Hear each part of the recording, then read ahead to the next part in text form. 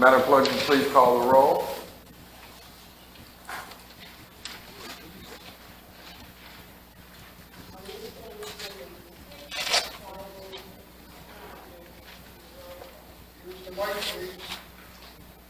Trustee Gale. Here. Trustee Brewer.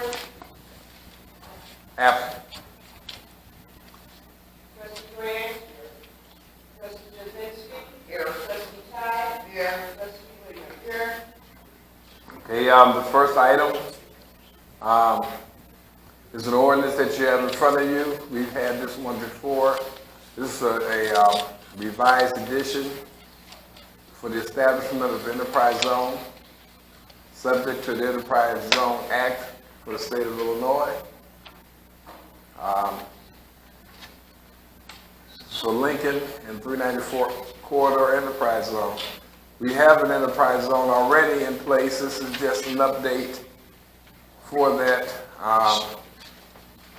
And it's really self-explanatory. There's nothing, I don't see anything here that changed anything different, but trustees, look it over. If you have any questions, there'll be someone here. This time you'll be here during the day. We will look to see to put this on the agenda for next week to be voted on. As I stated before, we already have an enterprise zoning in place, and this is something that they're asking us to do.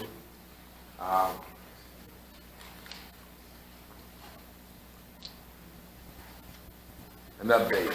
So if there's any other questions, I'm sure they can be answered. But I don't see anything new or different that'll be on there. The next item is our own Maggie Jar. She has a presentation that she's going to bring for us about the state of our streets here in Sauk Village. Maggie, come on up. I'm going to turn it over to Kirk and Bridget, our consultants, but they've been spending some time over the last year assessing pavement conditions within the village and also assessing or evaluating, I should say, the impacts of our existing funding levels on maintaining our community. So I'm going to let Kirk take it away, Bridget, and excited to have discussion based on their findings. Great.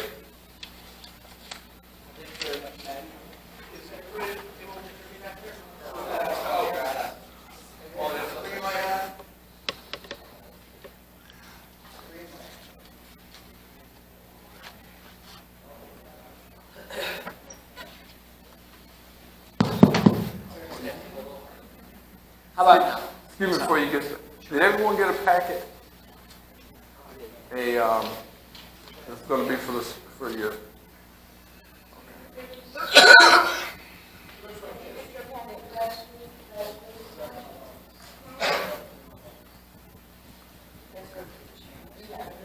I just gave them mine. It's just the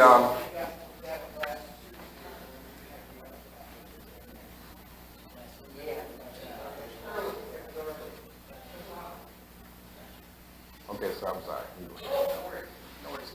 My name is Kirk Kuiper. I'm with Gordon Dolan and Associates. And Is it on? Is it green? Yes, it is. It's on. You have to talk directly in. how about now? There we go. Okay.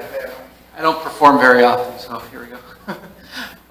My name is Kirk Kuiper. I'm with Gordon Dolan and Associates, and we were retained by CMAP to implement a pavement management system for the village. We've up to this point, we've implemented 12 pavement management systems over the last year or so for various municipalities throughout the region under CMAP's program. So Sauk Village, I think, this is the 10th presentation that we're giving right now, that we've given over the last year or so. Next slide, please. CMAP's goals for this project, which began about a year and a half ago, are to ultimately promote pavement preservation activities throughout the CMAP region. As we've progressed in this program, many of the agencies we found, the roadway conditions are, this is no surprise, are pretty poor condition throughout the region. In many municipalities, the roads are in pretty bad shape. They're not getting any better. Budgets really haven't changed. Funding levels haven't changed over the last several decades in some cases, and they're just a sliver of what they should be.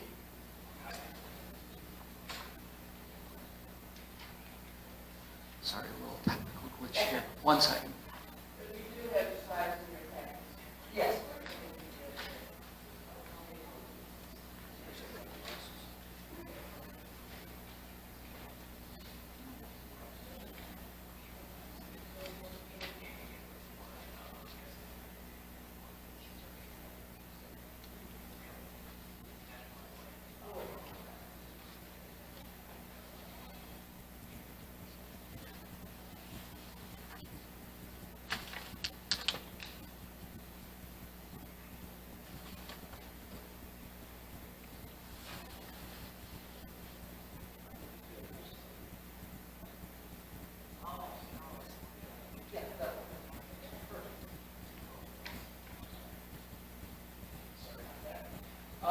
So CMAP's goals for this project are to promote pavement preservation activities.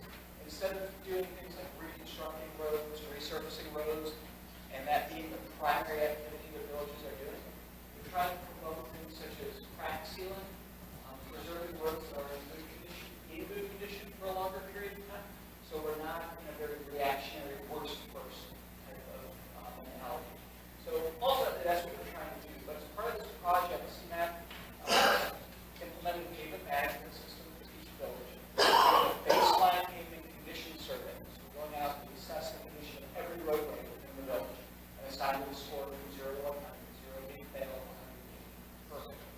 And then we took some data from the village. We worked with the village to determine how much does it cost to do different Can hear you. rehabilitation activities. Is that better? No? Goodness. Goodness. Okay, right up to my mouth. Okay, sorry about that. Just wave at me if you can't hear me again. But we also work with the village to determine how much it costs to do different types of maintenance and rehabilitation, such as resurfacing. How much does it cost per square yard? To do reconstruction, how much does it cost per square yard?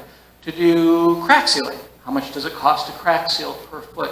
We took all of that information from the village, and then with that information, we then put together some deterioration models to figure out how long are the pavements actually lasting within the village, within Sauk Village, and specifically, we looked at when roads have been reconstructed, what condition they're in today, and we were able to figure out approximately how fast or slow they're deteriorating. With that information, we're able to predict over the next 5 years what the condition of the village's roadways will be, what we think they'll be. Okay? Once we know what the condition of the roadways will be, we can then estimate approximately how much it will cost to rehabilitate the roads within the village. So we ran several analyses to figure out, well, if you spend this much money, what's the resulting condition? If you'd like to make all the roads good or raise them all up to good condition, how much is that going to cost? So that was part of the project as well. Next slide, please. So with any pavement management program, the ultimate objective is, like I just said, to figure out how much is it going to cost to reach some goal. Whatever that goal may be, the system that we've implemented for the village is extremely customizable, and we're going to be providing training to the village probably in January or February on the software system. And we can determine, well, does the village, what type of pavement, what type of condition, overall condition, would the village like to target with the funding that's available? Or how much additional funding is the village going to try to acquire in order to get the pavements up to some desired condition? So we're trying to figure out funding requirements to meet the agency's needs and goals. We're trying to implement a system for objectively evaluating pavement conditions. So it's not just me going out and saying that road's bad, that one's good. You know, it's not subjective, it's objective. We're actually measuring how many potholes are out on the roads, how many feet of cracking there is, what types of cracking are out there, how severe is the cracking. We're putting that into the software or into the pavement management system to determine what the conditions of each roadway, what the conditions of the roadway network, what the condition of the roads are. And then we're using the software to predict future conditions, what roads need to be rehabilitated when, and approximately how much it will cost to do that. Next slide. The software that we've implemented is developed here in Illinois by the U.S. Army Corps of Engineers. It's called Paver. Development on Paver began back in 1976, 77. I was with the Corps of Engineers from 97 until 2006 working on the software. Your federal tax dollars paid for that already, so it's a very inexpensive program for villages. It's non-proprietary. It's continually developed by the Army Corps of Engineers. A lot of proprietary systems that have copied it, but the Corps of Engineers basically gives it away for free. So went ahead and implemented that system, and we're implementing Paver for all of the villages in this in the CMAP program. And this is the software that we'll be providing training on in January or February to village staff. Next slide, please. So back in June, July of 2019, this year, we drove around in our van. This is our our 3D pavement imaging van. This system, there's a whole lot of technology on this van to tell you whether or not your road's in good condition or bad condition. We have that yellow circle up there is a big flashlight. That's an infrared flashlight that provides constant illumination of the roadway. And tucked back there above the windows, there's a little box back there that's a 3D camera that's able to capture a 1.2 millimeter scan of the roadway continuously. So we have a 3D image of the roadway surface from which we can determine, well, is there a crack there or is there not a crack there? How wide is the crack? How deep does the crack penetrate into the pavement surface? Then down at the bottom in blue, we have two lasers, one on each side. Those lasers are measuring the roughness or smoothness, depending on your state of mind. It's basically how much coffee you're going to spill all over yourself on your way to the office. Okay, how bumpy are the roads? So we're capturing the roughness of the roads as well. Next slide, please. The pavement condition index, the PCI, is then calculated from the data that we collect from our van, with our van. The data that we collect, distress types, pavement distress types, is it a pothole? Is it a longitudinal crack? Is it edge cracking along the side of the roadway? Is it alligator or fatigue cracking? That's the cracking that typically occurs in the wheel path that looks like the back of an alligator. Right after you see the alligator cracking, you're most likely going to start seeing potholes. So it's a sign of structural failure of the pavement. We put the distress type, how much of the distress is present, the severity of the distress, enter that into an algorithm. It's an ASTM algorithm. It's the most widely used measure of pavement condition in the world. Again, that was developed here in Illinois, down in Champaign at the U.S. Army Construction Engineering Research Laboratory back in the 70s. Put all that information in there, and we get a score from 0 to 100. And anything below a score of about 40 on that scale is something that you're going to be looking at potentially reconstruction. Any road that's in that category is probably a candidate for reconstruction. Between 40 and 55, or maybe 35 and 55, we're looking at resurfacing. You might be able to get away with some patching and then just milling off the surface of the road and putting down a new surface. Above a 55 or 65, somewhere in that range, basically the road's in fair, satisfactory, good condition. Those are the roads that CMAP is promoting. We want to start thinking about these roads differently. Most people will be like, the road's fine, don't touch it. Okay? That's not necessarily the right approach. It's like changing the oil in your car. You don't want to wait until your engine blows up. Okay? You want to do the maintenance every 3,000 miles. No. It was 3,000, now it's 5,000. The latest cars are 6,000, 10,000 now, but pavements, you still have to seal the cracks. And that's not something that you do once. It's something that you do every year, every 2 years, get on a cycle and keep sealing those cracks while the pavements are in good condition. Don't go out to roads that are structurally failed, have lots of cracking, and try to seal those cracks. Waste of money, okay? That's money poorly spent. There's no benefit from sealing cracks on a road that's already failed. So we're trying to spend a little bit of funding, and it's not a lot of money. Crack sealing is pretty affordable, and it can increase the life of pavement up to 5 to 7 years, sometimes 8 years by doing crack sealing. So we want to target those roads in good condition. Now, I'm not saying don't address the roads that are failed. You have potholes out there. From a safety perspective, you have to get out there and fill potholes and make sure that it's safe for the traveling public. But think about moving some funding toward those roads that are in good shape. Next slide, please.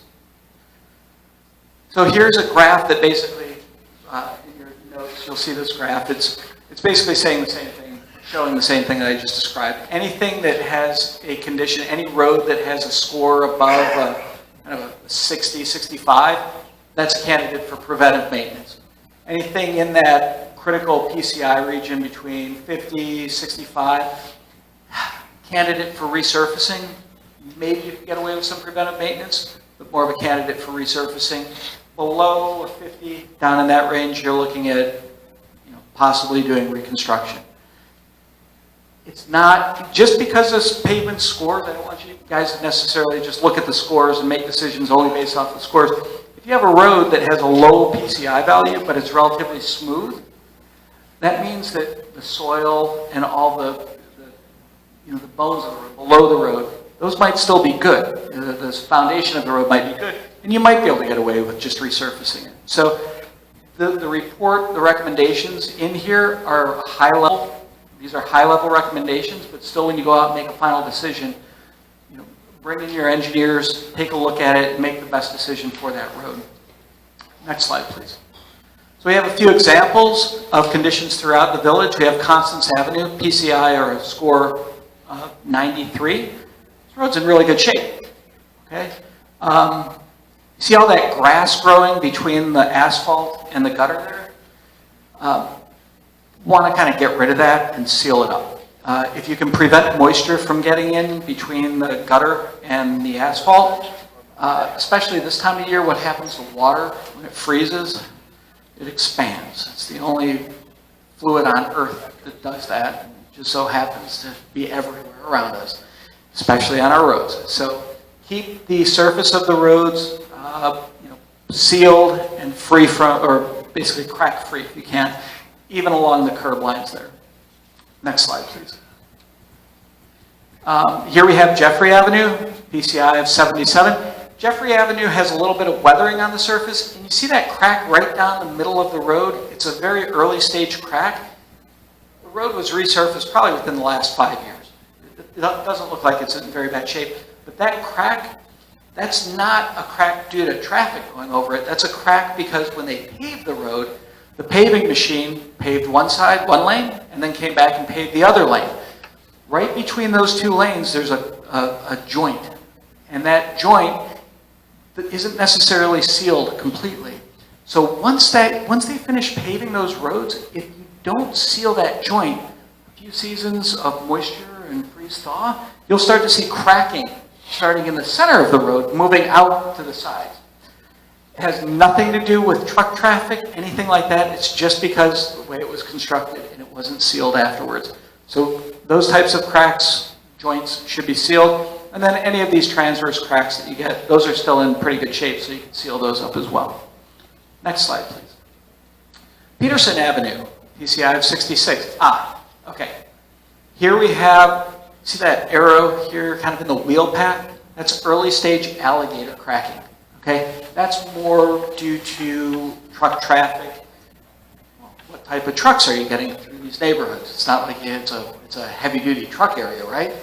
Well, you do get waste management, you get garbage collection, recycling, those types of vehicles, a little bit heavier load. If the pavement's not thick enough to begin with, you'll start to see that fatigue cracking or alligator cracking in the wheel paths. That's an early sign of structural failure of the road. Give that a couple years and you'll see potholes. Okay? But that road's still in good shape. You could do some localized patching there, seal that paving lane joint, another situation there, and even along the curb lines back there. It'll still be pretty good for a while. Next slide, please. Okay, now we're getting into some interesting roads. Here we have Carroll Avenue, PCI 26. Yeah, it's getting there. Okay, probably this spring you go out, it'll look a lot worse than this. So again, freeze thaw, we have structural failure, cracking in the wheel paths. I don't recommend doing crack sealing on these roads. Okay, this is not one for preventive maintenance. This is beyond that. Start looking at resurfacing, most likely reconstruction through there. Next slide, please. All right, here's one that's interesting. This is Carroll Lane. It has a PCI of 13. Now, I couldn't tell looking at this. I think that it was paved down the center, or, well, the shoulders are off to the side where cars are parked. I think that, well, 2/3 of the road was done at some point. I don't know which was done which, but the edges are completely failed. We've got massive potholes there. We have fatigue cracking. The center looks a little bit better, but not that much better.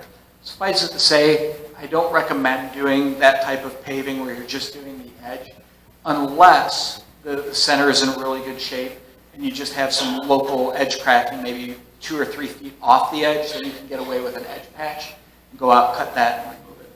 Next slide, please. So where does the village stand overall? Well, we're looking at approximately 29 miles, centerline miles of roads in the village. The average score on a scale of 0 to 100 is 44. Okay? So, next slide, please. 44 is kind of below the critical range there, so the majority of the roads are inching into or are already in the category for resurfacing reconstruction. Okay? Next slide, please.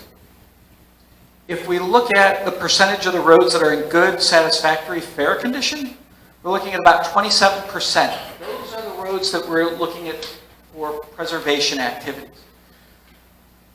You have a high percentage of those roads in the poor, very poor and serious condition, small percentage in failed. Those are the most expensive roads to rehabilitate. Okay? There's no way around it. It's reconstruction or resurfacing. So while I know that the needs currently exceed the existing funding level that the village has,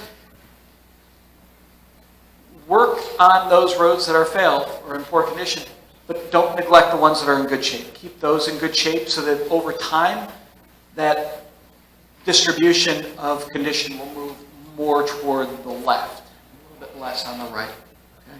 This doesn't happen overnight.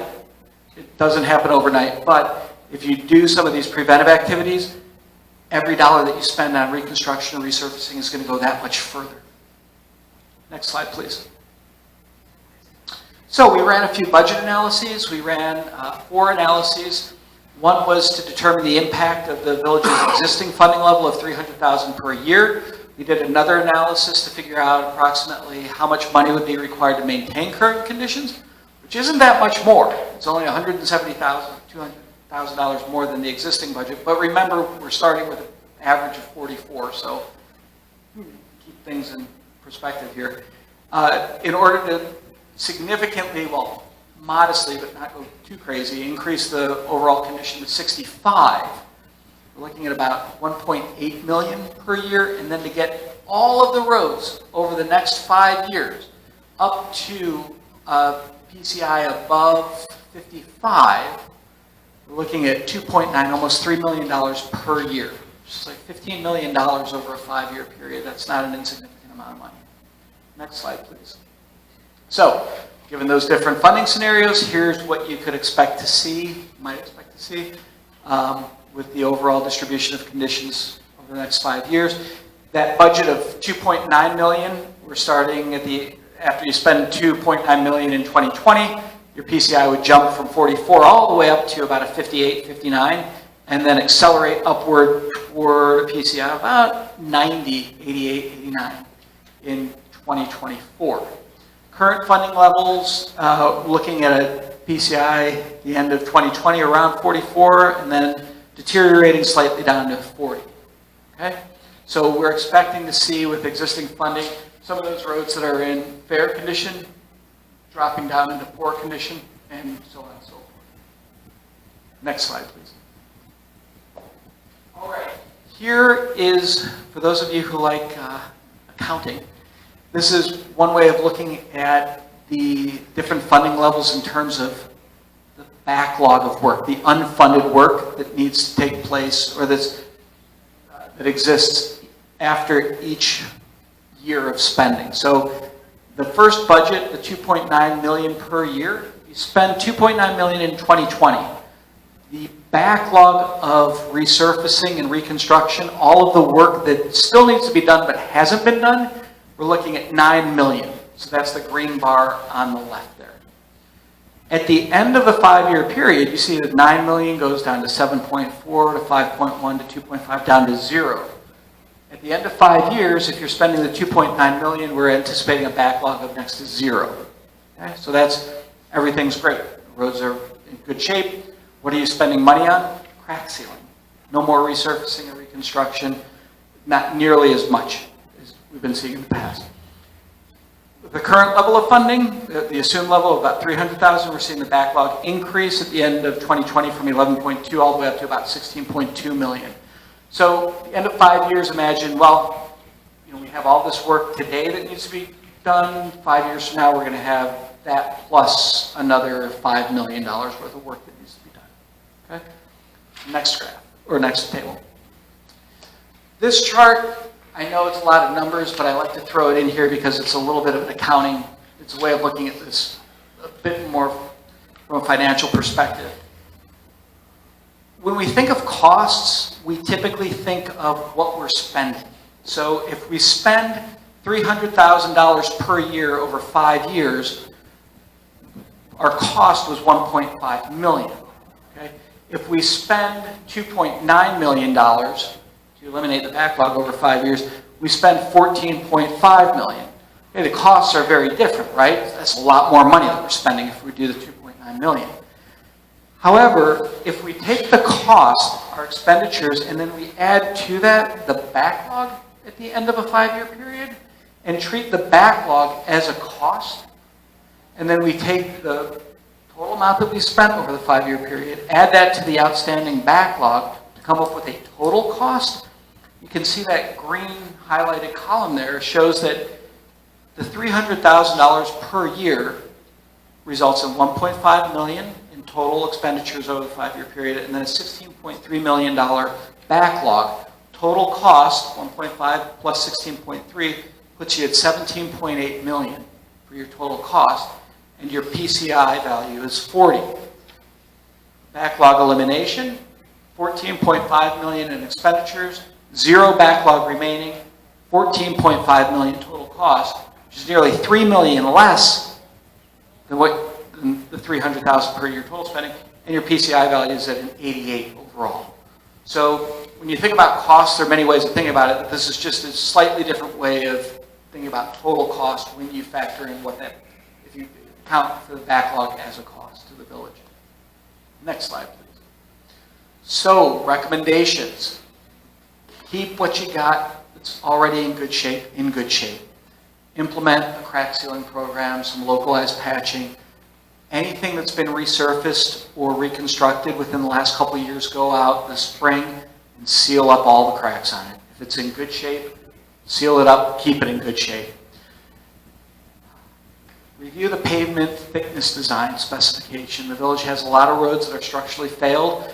When developers came in over the last 30, 40 years building out different areas within the village, there was no economic incentive for them to put down pavements that were going to last 1,000 years. Okay, they got by with whatever they could get by with just to get the roads in. That doesn't mean, just because you have a 2-inch thick roadway out there, doesn't mean you have to replace that with a 2-inch thick roadway. You put down what you think you can get 20, 30 years out of, what's appropriate for the traffic and soil conditions here. So definitely review that design, the thickness design specification.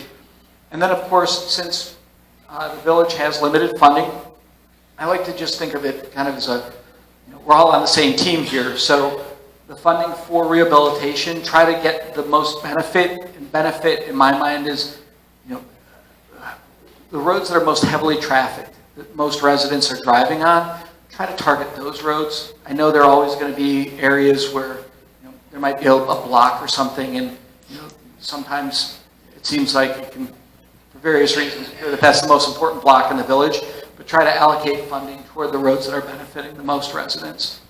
And then, get more money. Increase funding for the rehabilitation project, if in any way possible. The MFT tax doubled. There should hopefully be some more funding coming from the state. Fingers crossed. We'll see. And then as far as the pavement management program itself is concerned, it's very good to track conditions to see whether or not the work that the village is doing is actually performing the way that the village thinks it should be performing. So do a condition survey. It doesn't have to be every year, but maybe every 3 years max, just to track to see how things are performing over time. And then enters data into the system, update the system. And after the village has had the training on the paver software, we'll be able to implement that and use that as a decision-making tool, help provide some objective basis for decisions that are made.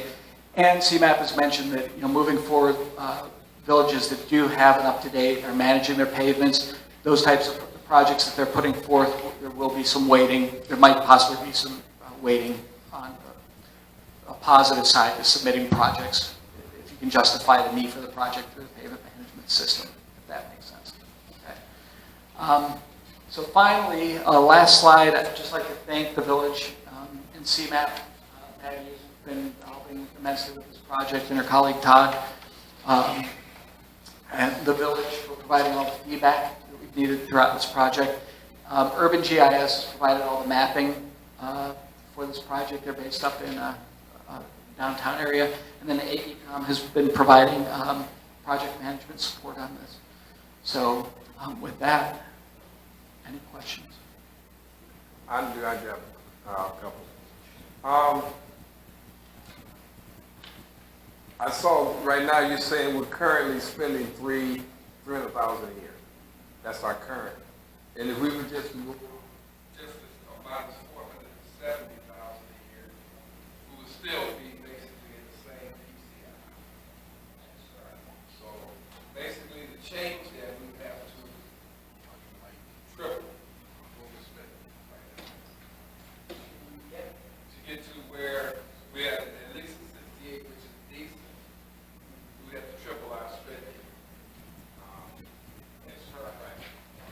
And now, the CMAP, or do you know of any government that we could probably tap to try to get some of the money? I know that you just named MFT.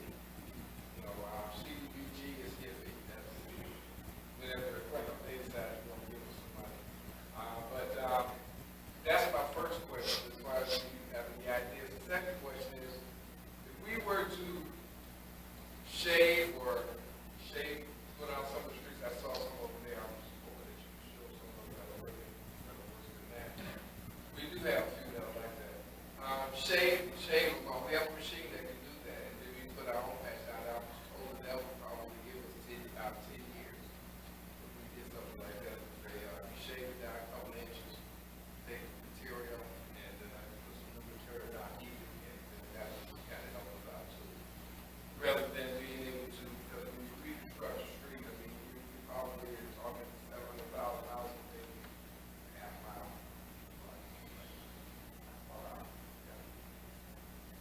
So let me answer the first question regarding funding, additional funding. The CDBG grants, I understand, it was maybe the village does have federal, village have federal grants. Federal aid, Federal aid grants. that was. As I mentioned, so. I see what she's, yeah, she's talking about the, they're gonna help us with the, the sidewalk, and that's gonna be federally funded. Okay, I think also if that road is in need of rehabilitation, it could be the 2080 split with that as well on the roadway. So federal aid routes are wonderful if you have them. Okay. That's a multiplier there. As far as additional funding is concerned, no, I don't know. I'm not aware of any. Maggie, I don't know if you can help me out on that one. I think that's part of what CMAP is looking to do with this is by having data-driven information, it can start that conversation that needs to happen with other agencies to say, look, I'm not just saying I need more money because my roads are in bad shape. You've got reproducible data. Like when you go out in 3 years, or if you sent somebody out that followed directly after him, they're going to come up with a pretty close to the exact same answer that he has. So I think that's what we're looking for, is something that can help drive some of those decisions. It's not just me saying, I mean, because what you're putting together a plan for us to submit, which is a good thing, but who do we submit it to and let them know exactly what it is that we need? I mean, the need is there. Well, and that's kind of the chicken and the egg thing right now. Right now, you're building that need to show that we've got a need in all of the villages. I mean, we've got counted about 30-something that we're doing this year. So now when you start proving that there's that need out there, then maybe there's an opportunity to free up some more money. We can't say that today we know that that's there, but. I mean, because I'm sure you're familiar with the capital bill, right? Okay. And we were allotted some money for infrastructure repair. However, still waiting. And I understand that they want us to put the outlay first and get reimbursed. Well, I don't know when it's coming, so why am I going to have something done? And that's money taken away from things we need every day, and we don't know when we're going to get reimbursed. The last time I understand it was like 9 or 10 years ago when they had the capital bill that time, and people only got maybe 25 or 30% of what they were allotted they actually got. So to go out on that type of faith and say, okay, let's spend, we got X amount of money, let's spend half of that, but we're taking it from somewhere, but we're not able to replace it back. Now something else goes lacking. So that's what I was saying. I mean, it sounds good, and that's why I was asking about the second thing as far as shaving, and if we can do that, would that help? Would that help? There's one other component to the funding thing that I'd just like to point out. Okay. It's also, the funding sources might not be out there enough to have external funding. This might also, the data that CMAP is providing is also there for the village to use internally for whatever might be needed from the village to, kind of move in that direction as well. With respect to shaving off the road, doing it's heater scarification, or not heater scarification, it's kind of like a hot patch where you go out and it does a very, heats up the surface of the road, I think is What you do, you shave it down, you cut it down about 2 inches, and then you put the hot patch on top of it. Right. That's what I've seen that used for effectively is localized patching. So if you have some areas where you do have potholes, you can go out there and do those areas. It's not meant to be a 10-year fix though. It's more of like a 3 to 4 year temporary patch in lieu of going out and doing a full depth patch or something that actually solves the problem. Whenever you're seeing that type of deterioration on the surface, it's not just the surface. Okay. It's underneath. Okay. And so just doing the surface, right. It's a partial fix. Right. Yeah. It's just aesthetic value. Aesthetic, yeah. And from a safety perspective, that can be important. I mean, you don't want kids going out there roller skating and falling into so you want to keep it safe, but it's not I wouldn't say 10 years on that. Anybody else have any questions? Do you have a copy of the actual, see on slide 2 here, we have actual map of Sauk Village and it shows all the colors on the streets. Do we have that on like a big one somewhere? Yes, that's in the draft report that we submitted, and what we're working on, we got comments back, and so we're in the process of finalizing, turning that draft report into a final report, and that will have the condition of every single roadway in it, and then recommendations for what level of rehabilitation is needed for each roadway over the next 5 years, and approximately how much it will cost. It'll be this road from this intersection to this intersection, what the condition of that roadway is, what year we recommend rehabilitation be done in, and approximately how much it will cost. So it's a big, it's a long list in the appendix of the report that you guys will be receiving soon. And if you keep up with the database, after you do the training, you keep up with that database when you do work next year, you update that, and it'll be reflected in there as well. But then, when you said you have to come out every 3 years about resurvey, that'll help baseline it and see how that deterioration is working. Is it deteriorating the way we thought? Did we know that the thicknesses, did it work the way we thought it was? And the costs that we have in here that we based all these estimates off of, as you guys probably well know, asphalt pricing can go up and down. And so that was just based off of the costs that we had this fall. Those, there are big, once you get beyond a couple years on forecasting, I don't really like to do it because it can be all over the place. All right. I'd like to thank you guys very much for coming out. Thank Maggie for making this possible, that we can, at least we know where we're at. The software, you said, is going to be provided to us? Yes. Okay, that's great. And we can also, with that software, we can implement things as they change? Absolutely. The software will be yours, the database, all the data collected belongs to the village. And that's hopefully this will be the beginning of a program that will last decades. Thank you very much for the opportunity. Hold on, just, yeah. As far as the software is concerned, as far as the software is concerned, if there's updates to the software, will we be notified? Yes. Will that be available to us at no cost? Yes, the software is the initial implementation. CMAP is covering the cost, it's about $1,000 in software. Within that 1 year, that's a 1 year license, and then recurring cost, I think, is $600 a year. All the updates are included in that cost, and it's distributed by, that includes technical support, so you have someone that you can call on the phone.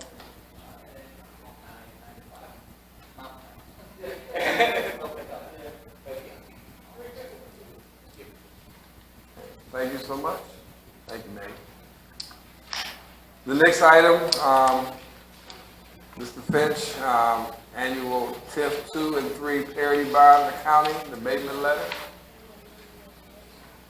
Pardon me? How long is this going to take?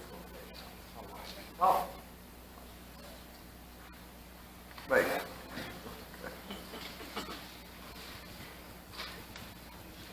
Is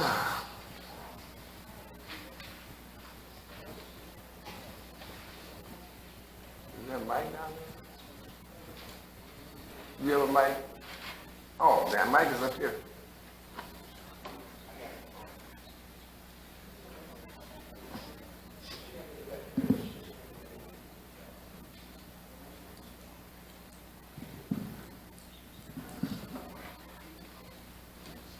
Good evening. All right. It's not going to take too long, but I want to bring to the board and mayor attention. Probably next Tuesday, I'm going to ask you guys to vote on the tax levy. So what I put in front of you is the proposed tax levy for FY 2020. But before we pass the tax levy, as you guys are aware, we have to abate some funds that we have. We got that information from Amalgamated Bank, and I just want to give you guys an idea of what bonds we're abating and why we're abating those bonds. And then I get into the tax levy. We're going to abate the 2002 B bond. Right now, we have an excess to pay that bond in Amalgamated Bank of $400,000, a little bit over $400,000. We just recently refinanced 3 bonds. Those bonds now are called Series 2019 bonds, A, B, and C. Those bonds collectively have approximately $160,000 in excess funds to pay the bond payment. So in all, we're going to get an ordinance to ask to abate the 2002 B bond, 2019 A, 2019 B, and 2019 C bond. And basically, the abatement basically is saying those 4 bonds will not be, the taxpayer will not be taxed to pay those bond debt service. So I just want to bring that to your attention before we got into the tax levy. Any questions regarding the abatements before we do the tax levy? None? Okay. All right. What I handed to you guys was the proposed 2020 tax levy.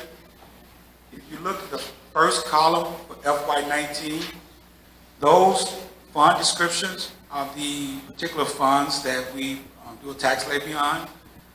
If you look at the bottom, you'll see we got approved for $2,442,261,000 this past tax levy. My proposal for FY20 is going to go up to $2,563,770. What I highlighted in red are the areas that we are increasing significantly, and a lot of that is due to what took place maybe about a month and a half ago with respect to different retirement accounts. As you can see, the second item from the top, I increased the police pension. I also increased the fire pension, and I also increased slightly the RMF retirement account. And then the other two items that I increased a little bit was the liability insurance. As you guys heard a couple of days ago, about a month ago, we seem to have an uptick with our workers' comp claims. So that's one reason I increased the liability insurance. And also the unemployment insurance, I increased that just a couple $100 from last year tax levy. So overall, the tax levy proposal is going to increase 4.975%. Now, what typically happens at the county, that's what we're requesting, but the county's going to take anywhere between it's called a CPI, which basically is the inflation rate and what we are allowed to increase without having to go out and get it voted on by the residents. So the 4.975 may or may not happen once the county do all their calculation, but this is the max that we will be tax levy to the residents. Below that, which is totally separate, is the tax levy for the bonds that we have. So the $206,490 in bonds and interest, that amount is for the 2007 bonds that we have currently on our books. That amount is set. It was set when we put the bonds out into the market, so that's already predetermined what that amount is going to be year to year. So I know I kind of went through that quickly, so if you have questions, I can address those now. Any question on 2020 tax levy? You're saying you want to have this put on the agenda for next week? If possible, it has to be by Cook County, if I'm not mistaken, the last Tuesday of December. Right. So that will be next week, yes. And I've already sent a copy of the tax levy, the abatement schedule to the attorney as well as the ordinance. So hopefully he have that back to us before Tuesday. And then you want that also on the, we voted on also for the abatement? Yes. Okay. The only thing that has not gone out, and we'll go out this evening before I leave tonight, is the asking this county to capture a 10% loss ratio. Because, like for instance, we're asking for $320,000 for the police pension, but because of the housing market in Sauk Village, we may not be able to collect that in taxes. The county has a mechanism that allows us to capture 10% of what we do not get. 10% in addition to what we do get based on actual property taxes. So that ordinance should be on the agenda for next Tuesday. Okay, yeah, well, we ask for that every year because they give us only a certain amount, so right. We also every year we ask for it. Yeah, because basically money we leave on the table, we don't ask for. Right. Any other questions? Thank you. Okay, Madam Clerk, I'm sure you, okay. Thank you.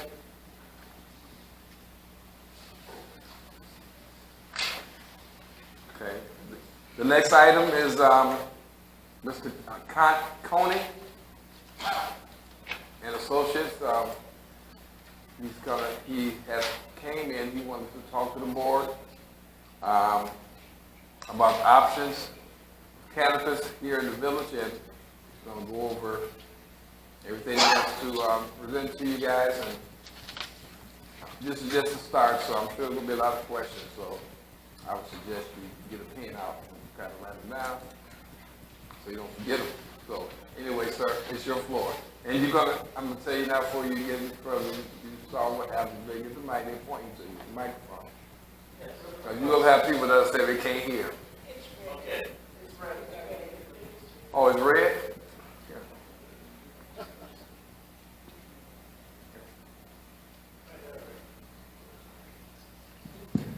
Talk really loud. Oh, you okay? Okay. My name is John Cooney, attorney. My office is based out of County, North Illinois. I do have a hearing problem. You're on my complete website, so I don't have questions. I'm here to talk to you about the adult use cannabis law that was passed this summer. Here. See, I knew that would happen. You have to hold it up.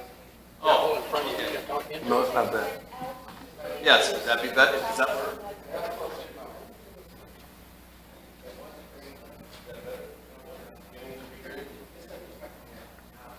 Okay. Is this working better? Oh, yeah. Okay. So, with the passage of the adult use cannabis legislation, they allowed municipalities and they make the decision as to 5 different classes of adult use: cultivation centers, craft growers, processors or infusers, transport, and dispensaries. In Illinois, the dispensary applications are due at the end of this year. They'll be awarded May 1st of 2020.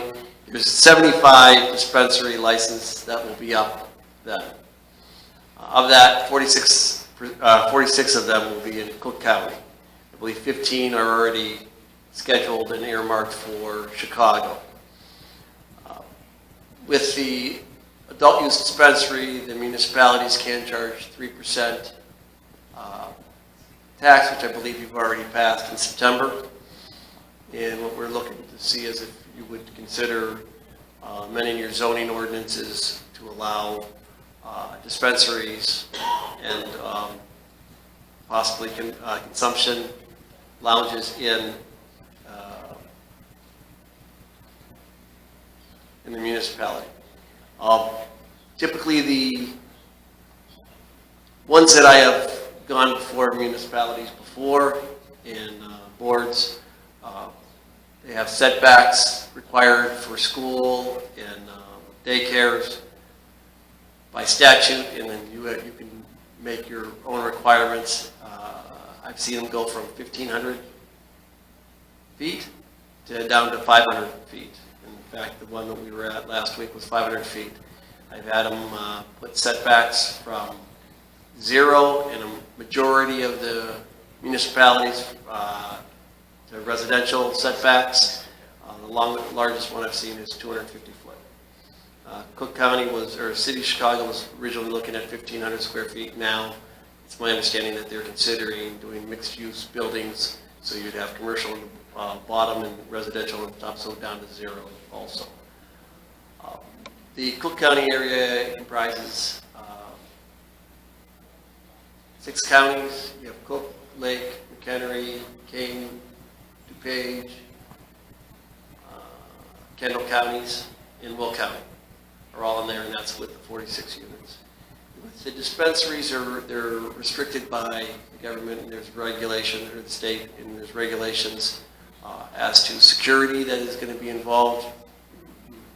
The facility is more secure than a bank, in my opinion. What you have to do is the building, you have to build in a separate vault that would store the money and the cannabis. You don't release it from the vault until somebody orders it from the dispensary. The only way they can get into a dispensary is through a series of going through a door, having their ID checked, scanned, registered, so they can't go from here over to Tinley Park, up to St. Charles, and buy more than the maximum required or limited amount per period of time, and I think they just capped it at 3 ounces per month. So you have that registered, and you're going to see that online. Then you get buzzed in, and with the regulations, and it has to be a 1-to-1 ratio, so the worker, dispensary worker, per every customer. So you can't have 15 people in there and 3 workers. And then you have to purchase it. Goes from the vault to the preparation room, and then it gets, you pay for it, you get your product, and then you have to be buzzed out and let out.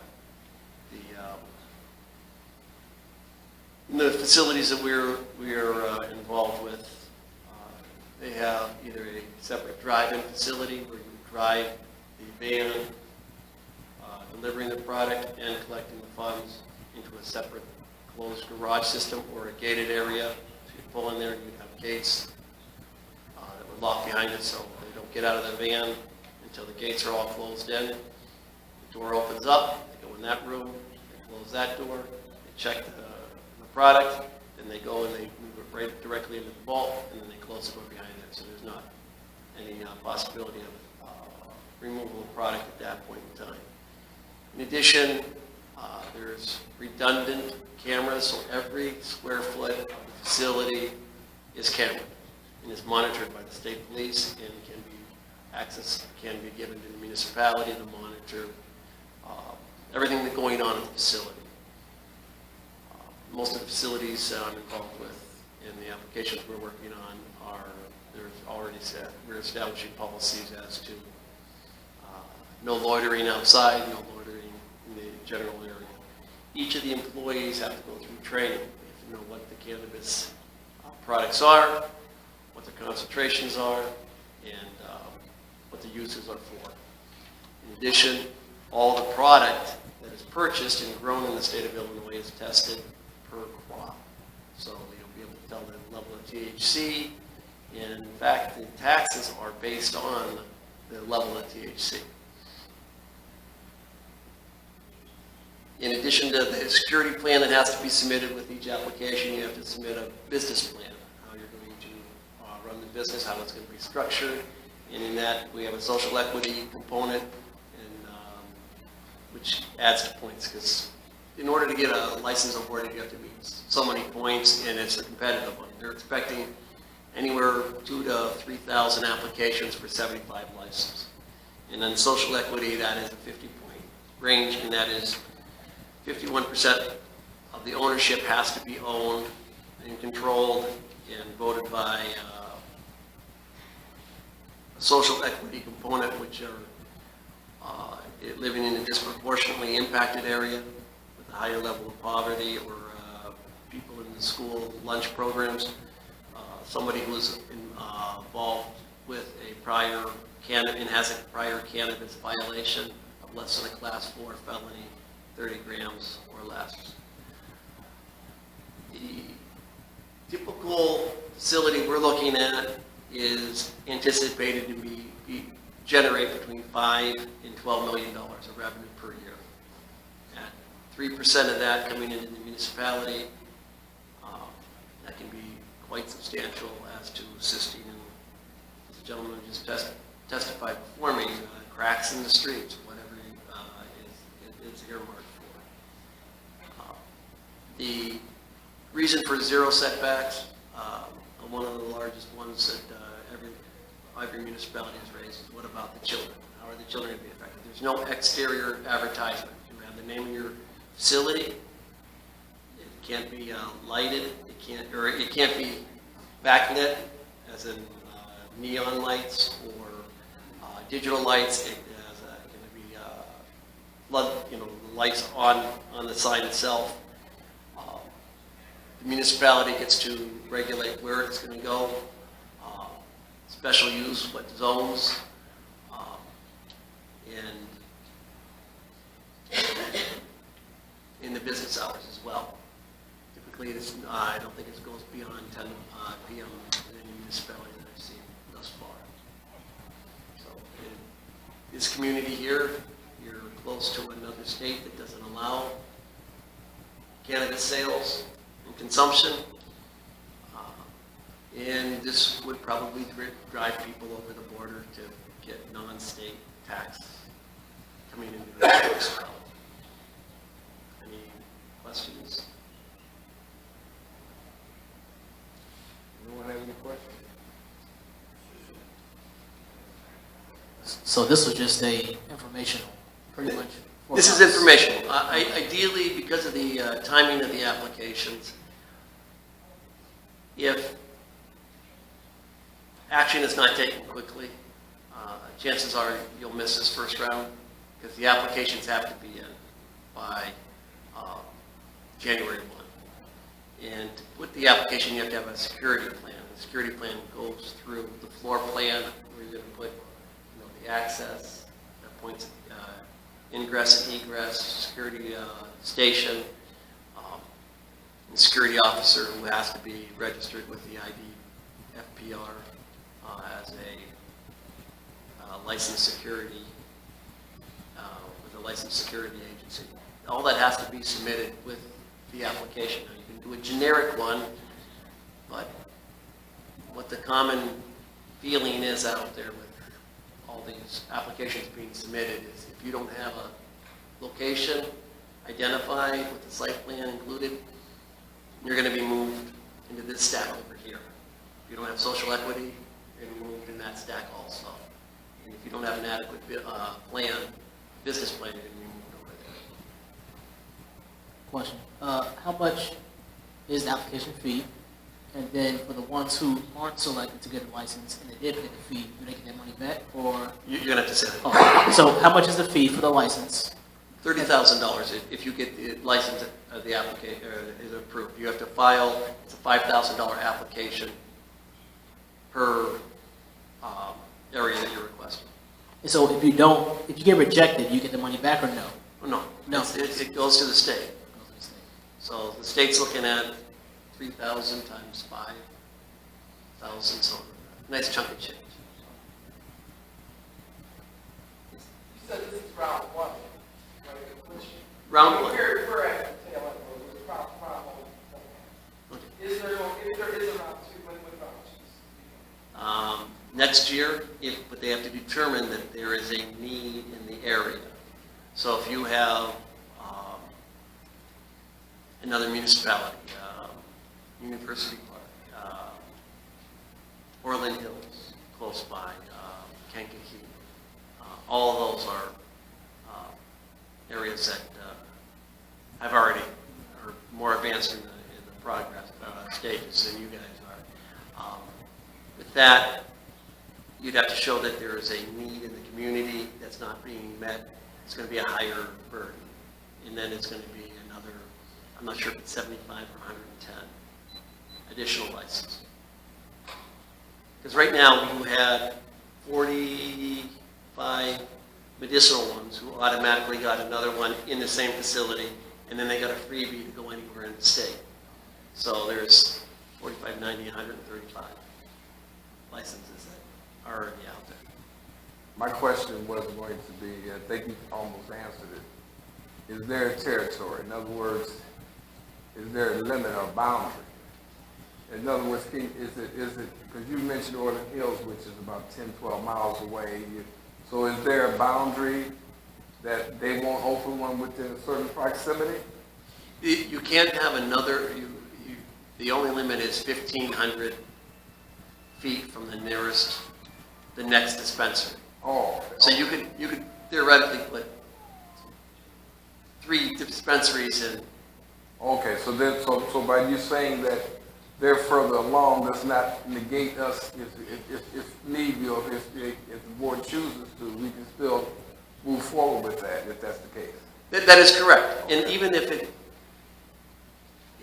is generic, someone puts in a generic application with a generic building, showing the security that you will install and the costs involved in that. And there's similar structures here, and this gets passed not before middle of this month, but if you're in January or February, that is not the death knell. Because if they are awarded the license, that's when you have a certain period of time to designate your location. So that can be determined at a later date. Because I'm saying this license doesn't exist now. I don't even know what it entails to get that type of license, even make that type of license up. I mean, you have a liquor license, you even have licenses for parlors. Now, this is something different, so I'm sure that license is going to have to be created. And then after that, how many can it have, as you stated? And then also, I think they have to move for zoning because of what is the dispensary part. Correct. You'd have to go through the zoning, process as to determine what the special use is, or whether it's going to be a special use. And I haven't seen anyone not being in a special use. Typically, you have it in commercial or business districts. Okay. Some of the light industrial districts are also authorized there. But you have to look at how many can be supported by the community in the area around it. In the next round, the community in the area around it also has to look at the need for another cannabis facility. And it's up to the board to approve how many facilities they would allow, and whether you would allow any of the, the grow facility or transport or infuser or consumption lounge. I Well, know you one mentioned place down south, there's one that has a consumption lounge adjacent to the Manufacturing. distribution center. Distribution center. And you mentioned so far, I haven't heard you mention other than 2 municipalities. So is that the only 2 that you heard of? Pardon? I only heard you mention 2 facilities. In other words, 2 municipalities, Warden Hills, and I think you said, Some of the other municipalities, we've been up in Zion, Wadsworth, okay. Rockford, Schaumburg, Des Plaines, Yorkville, St. Charles, And those Ottawa. places, they've applied already, correct? pardon? They've applied. Well, they don't apply. You draft your applications. Okay. It's the individual companies drafting applications to submit to the municipality, or not the municipality, but to the state, to try to get the distribution. The craft growing licenses, the applications aren't going to be out until second week of January, and those aren't going to be awarded until July. So municipalities, like the one I've been involved in, because I own property out in Yorkville, they considered it, and they authorized everything except consumption lounges and full-blown cultivation centers with restrictions on them, setbacks from schools and churches and daycares.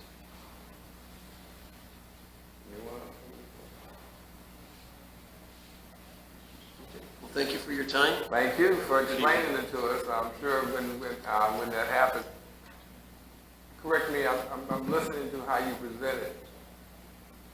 You would probably be the person that you would ask us, you would ask us to have you help us through that process? Is that basically what you're, or are you the one that we would have to, in other words, you want to open up a dispensary?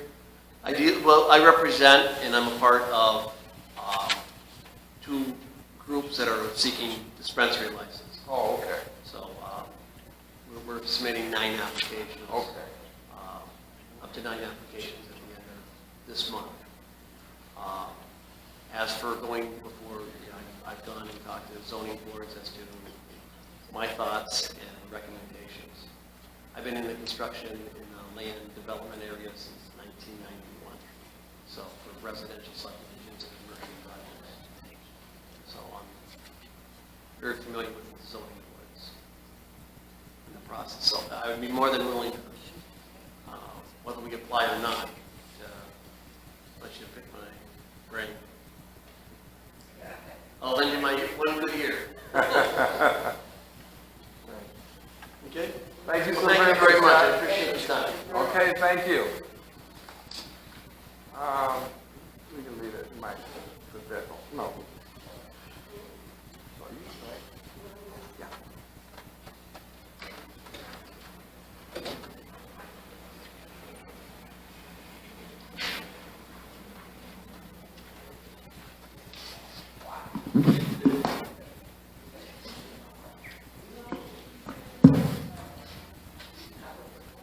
Okay, since this mic, at this time, public comments.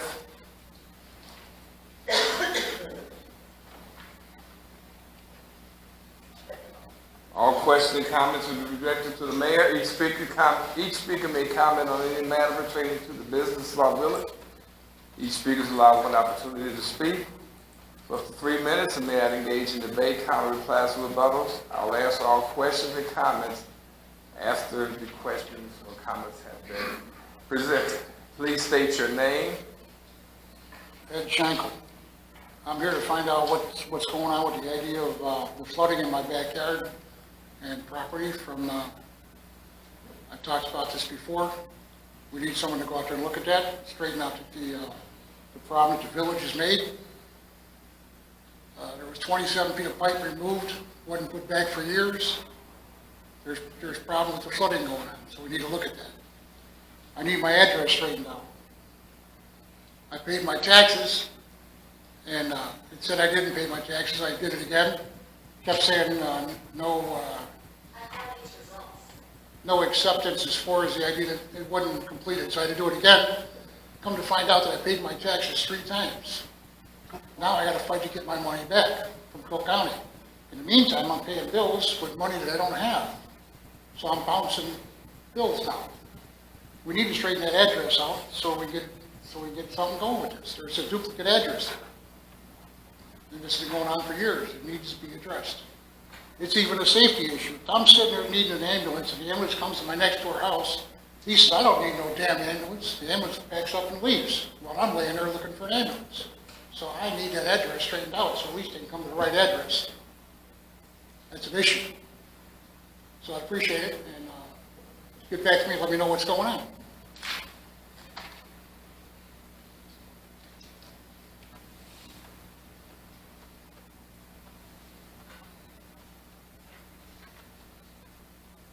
Okay, anyone else? Okay. I will pass along the flooding part to Public Works, and as far as the address, I would think the post office would be the primary place to go to, because I don't think we can augment or change an address or whatever. I think it would be the post office. That's the one that gives you the address, not us. The village doesn't give addresses, the post office does. Renee, Sir, we I still got time. We're not going to go back and forth, as is always stated, and you already know that. So I'm just trying to answer the question, and that's why I was waiting to see if there's anyone else, and I didn't see anybody else. So I'm thinking that was the only question. I was trying to give you an answer to the question. And as far as the flooding in your property, I will pass that on to Public Works. I'm sure you have came up before, and I'll tell them again to and I'll tell the village administrator to look at your address and find out what's wrong. And as far as the address itself, the village cannot control. We don't hand out addresses, the post office does. So if the address is wrong, is first of all registered with the post office. We can't change or add your address. We cannot do anything with that as far as the village is concerned. So I would suggest that you go to the post office, probably the one in Chicago Heights, because it's a bigger post office, and let them know your problem. That being said, I'll start with comments from the trustees. Trustee Grant. Thank you, Mr. Mayor.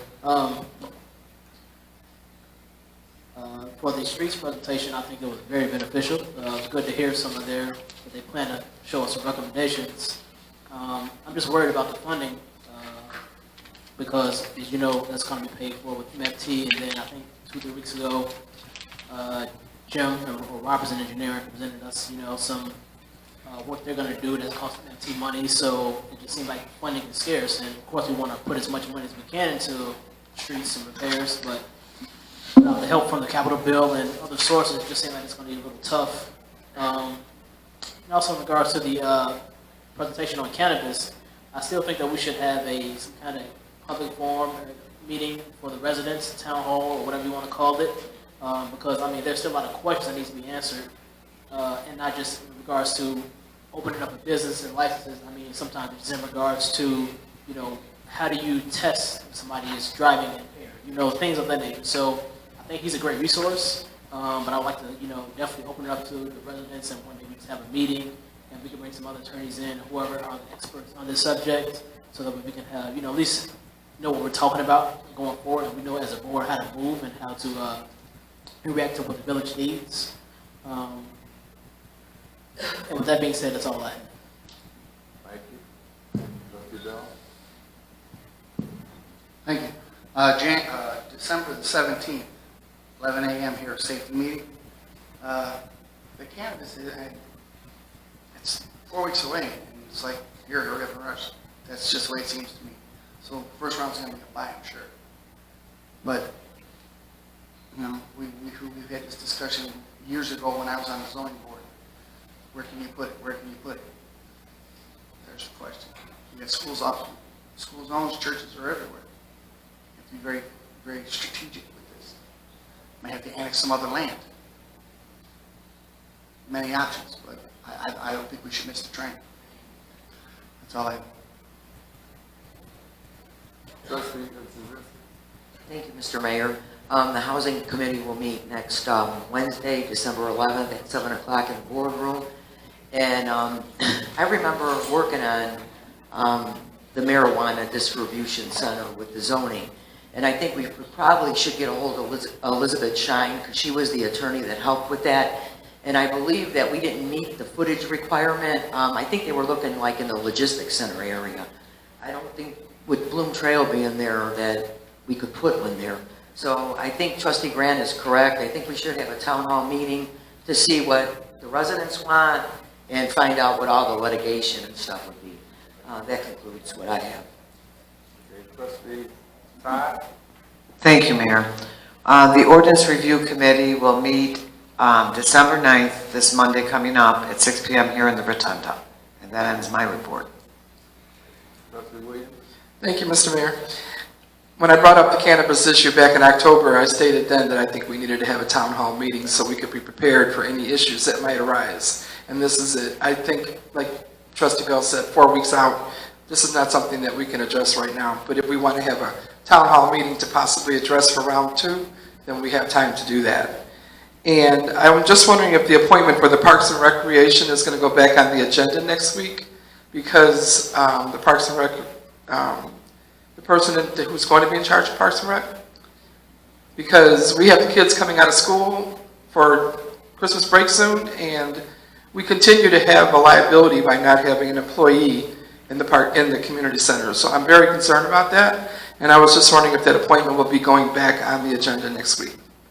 And the next Public Events Committee meeting will be on Monday, December 16th at 5 p.m. right here in the Rotunda. Thank you, Mr. Mayor. Okay, the gentleman that came in that was here for the cannabis, he just wanted to present, and I told him then that it was, kind of late, but it doesn't stop him bringing it to our attention, and then if we decide, the board decides it wants to move forward with it, at least they know some of the things that takes place. It's a long and tedious process, because there's laws and there's zoning that has to be written for that. And we zoned for a manufacturing area because we had to about 4 years ago, but we never secured a property for it. So we said we would do a manufacturing in the logistics center, but it was never stated what building or what property or how big of a property that it would be. And we were mandated at that time that we had to have some kind of land set aside to do that. And that was, like I said, about 4 years ago. I just wanted everyone to hear some of the things that it was brought at the IML, and it's going to be brought downstate.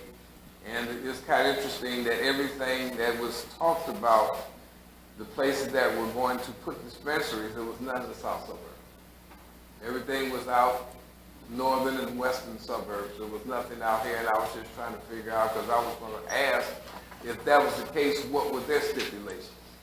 But there wasn't any, because some of those areas like Yorkville, those are a lot of large rural areas, and they don't have the residential consistency as we have.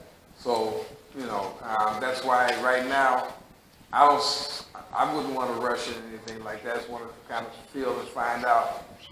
Once you get all the things in a row and find out what's going on, then I was going to suggest that we have a town hall meeting. But there's too many questions right now, too many variables right now.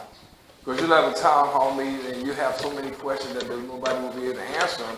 At least when you do have a town hall meeting, you say, okay, we got a person that wants to do this.